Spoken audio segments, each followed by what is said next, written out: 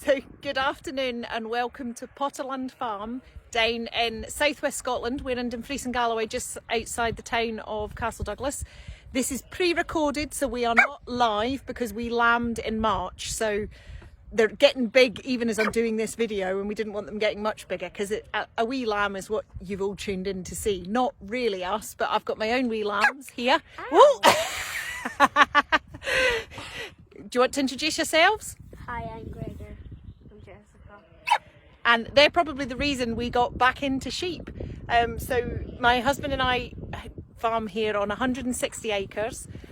We have sheep and cows. We've got 70 head of cattle and we've now got 40 breeding ewes. So our flock is very, very small. We used to have about 250, but 4 years ago now we sold that flock for health reasons. My husband suffers from depression, and it was for various reasons we sold the flock to make it more manageable. But these guys came along.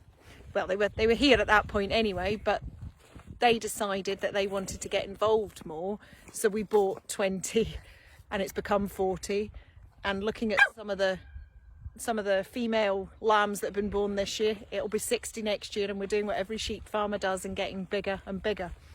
However, one of the other things is, as part of the Go Rural, and we've joined Scottish Agritourism because on our farm, we'll show you some of the views later on, we have a stunning location here down in Dumfries and Galloway where nobody's heard of.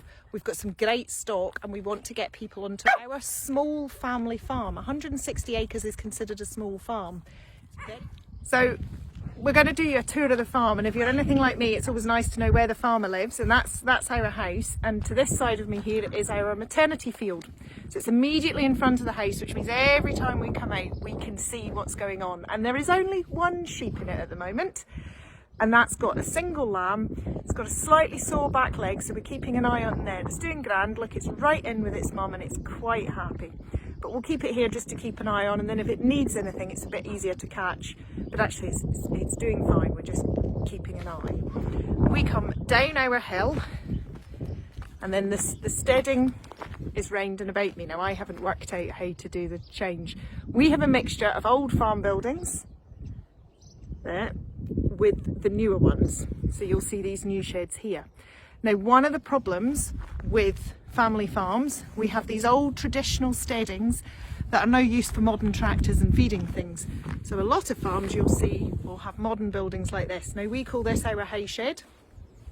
And this green that you can see here is gale break. So that stops the wind and the rain coming in, because this is where we keep our sheep. We used to have all 4 bays full, and a lot of the farms that we've seen on Lambathon Live will have their sheds full of sheep. We only have 40 breeding ewes at the moment, so we don't need a lot of space. That gives them plenty, but we protect them all the way. This gale break's great. We lamb indoors. It's an indoor system, and once they've lambed, depending on how good they are, they stay in for 24 hours and then they go outside, because the best place for a sheep to be is out in the fresh air.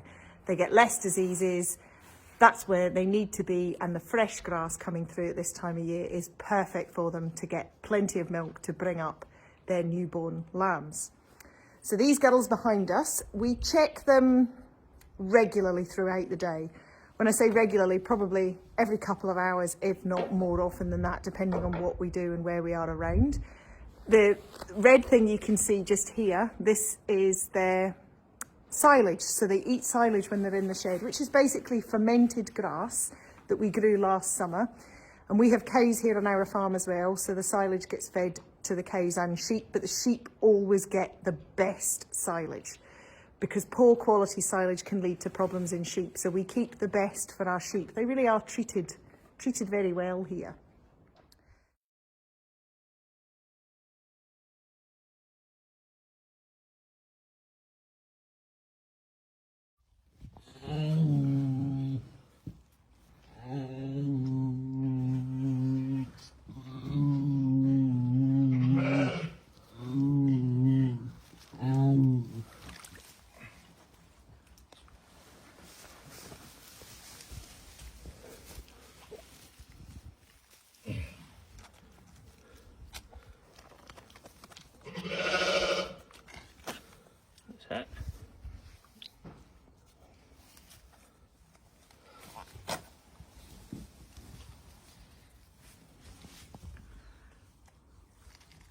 tastes good, Mummy. My finger tastes good to him. That's right in my ear. Okay, this little one doesn't You cute. gotta wait a minute. What's Daddy doing, Gregor? He's lambing. And I'm playing with the lamb. It quite likes my fingers. Oh, sniffles. Oh! Head buddy. You got a head buddy. Your finger. Fingers taste good, don't they? Doesn't it want your fingers, it wants some colostrum. I love this laziness. Sitting down for a drink. What's your brother doing? He's being a boy and having a seat and having a drink. You can get in on the other side.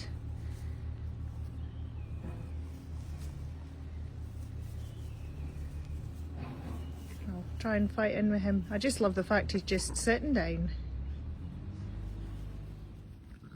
Gregor, what are you doing?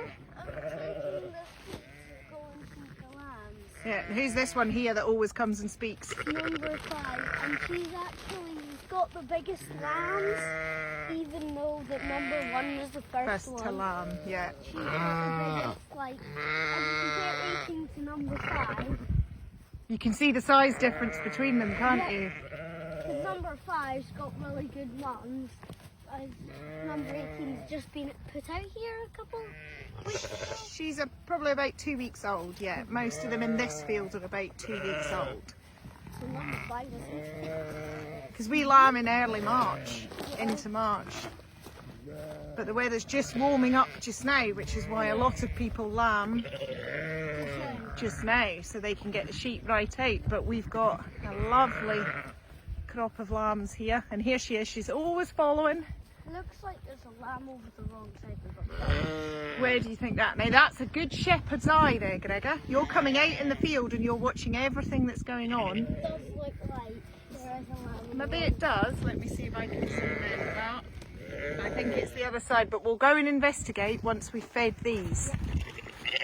Which I'm not good at. I'm just good at taking it. Well, you undo the string then for me. And this one here that's shedding her fleece, that looks uncomfortable, but it's okay, it's perfectly natural.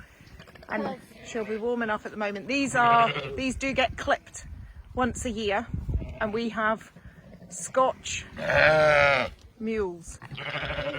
We tagged them all except for the lamb. So these are what we call a good commercial. We do. What did you just say there, Gregor? We tagged most of them except from the lamb. All the sheep, all the ewes are tagged. A ewe is what we would pronounce as a ewe, so a mummy sheep. And the lambs don't need to be tagged at this age. They're not the same as cows we tag straight away. No, we maybe better feed them.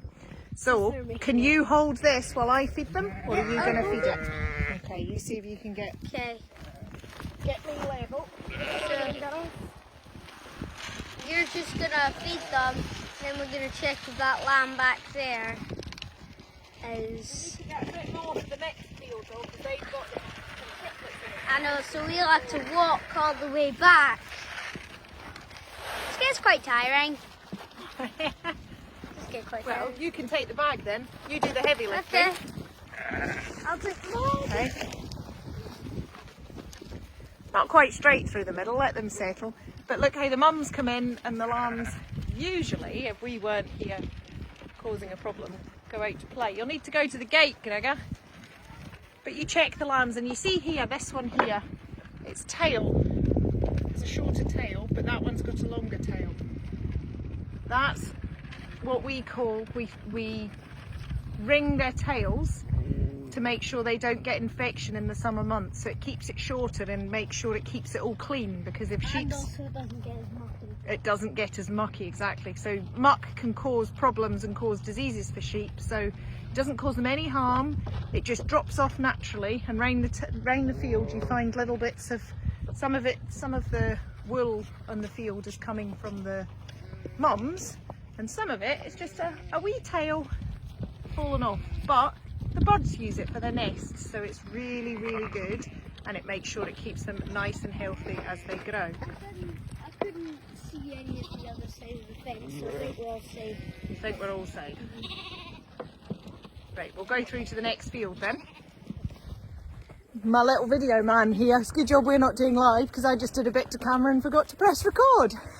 So Gregor, where are we going into now? We're going to feed the ones in this field, which are the younger ones. They are the Just younger. to get used to a smaller flock before they can go into the big flock. And why? What's another reason that we might keep these separate? I don't know. Because there's the triplet lambs in here. Oh yeah. So I'm just trying to open a gate. And also we just, Trying to make it as authentic as live as possible. we found number 10, Yeah. which is in that field, but it thought its mother was over in the field. It we're in just for got a now. bit disorientated, didn't it? So we were talking about why do we feed the sheep when they've got 3?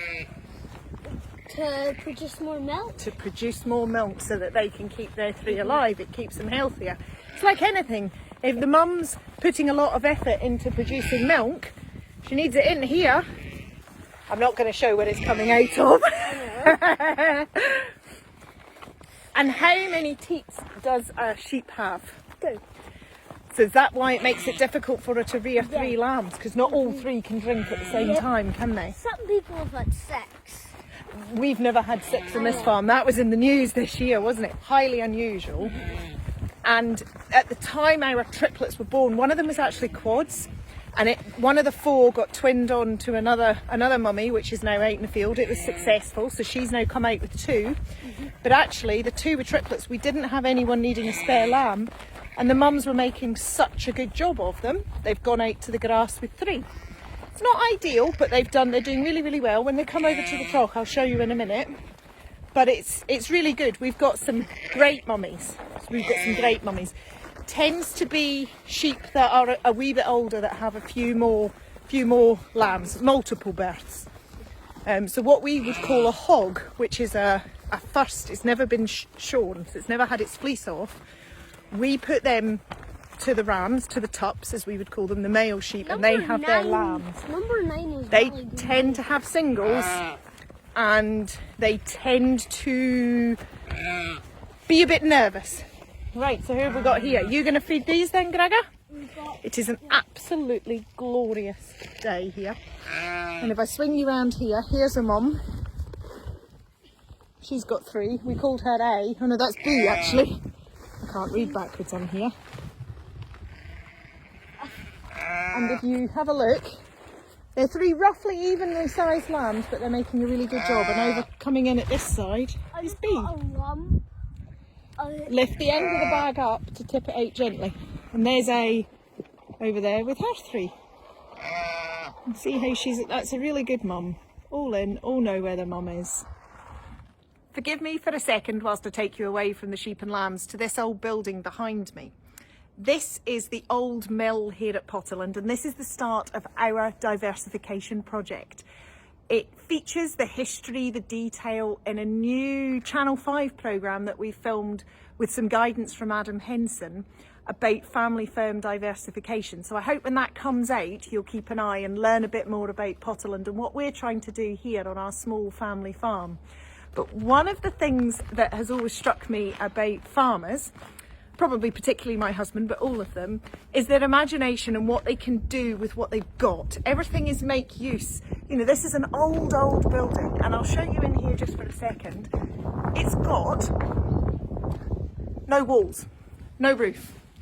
It's derelict over the years. And what I'm saying about farmers being ingenious is I didn't know you could use a bit of string for as many things as you can on a farm. From assistance with lambing, to hanging gates, to tying bags. That's naming 3 things. Honestly, you can use string for everything. But it's that resilience and ability to use what you've got that I think is the beauty of farming. And this, hopefully, in a year's time, when I'm stood, will become our commercial kitchen for Potterland Smokery.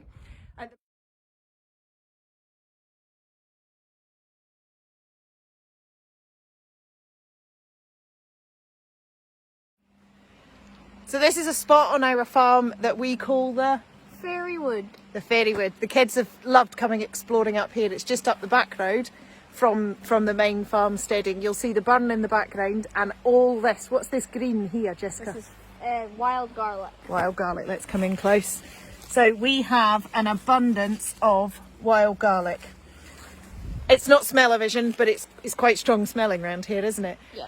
And when we used to have a dairy on the farm, your grandpa used to say that it would taint the cow's milk. So it made it, if they ate too, and they loved the wild garlic, and if they ate too much, you could taste it in the cow's milk. But we don't have dairy cows anymore, so that's not a problem.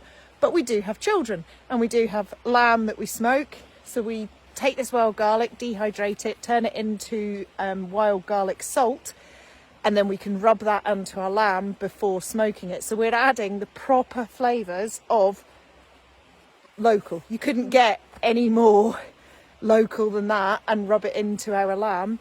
And then behind us here, you'll see the field. This is one of our paddocks, needing a wee bit of fencing, but that is the yurt that we are going to be turning into holiday accommodation. So that's coming on, and these here are our beehives. And we have somebody else comes in and looks after. We're sort of busy learning how to do bees, because these things are so important for everything. So thank you for joining us here at Potterland this afternoon for our tour. I hope you've enjoyed it. There's still lots of fabulous tours to come every day on the Go Rural Facebook site at 1 o'clock.